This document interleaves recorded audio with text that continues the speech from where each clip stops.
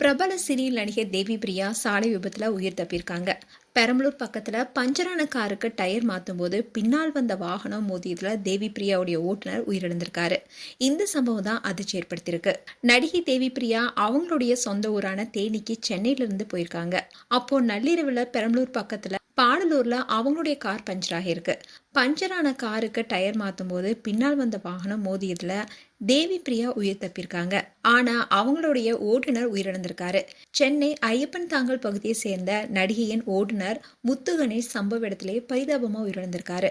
டிரைவருக்கு பக்கத்தில் நின்றிருந்த தேவி பிரியாவுடைய உதவியாளர் தேனி மாவட்டத்தை சேர்ந்த திவாகர் படுகாயம் அடைஞ்சிருக்காரு. இதை தொடர்ந்து நடிகை தேவி பிரியா கொடுத்த தகவலின் பேர்ல போலீசாரும் விரைந்து சென்றிருக்காங்க. படுகாயம் அடைந்த திவாகர் மீட்கப்பட்டு தனியார் மருத்துவமனையில சிகிச்சை பெற்று வராரு.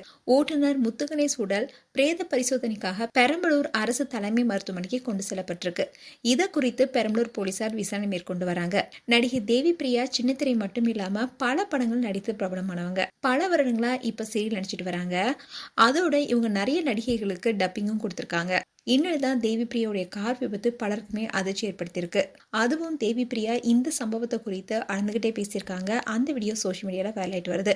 மேலும் இது போன்ற வீடியோஸை பார்க்க நியூஸ் தமிழ் கிளிட்ஸ் சேனலை சப்ஸ்கிரைப் பண்ணுங்க. மறக்காம நோட்டிபிகேஷன் பட்டனை கிளிக் பண்ணுங்க.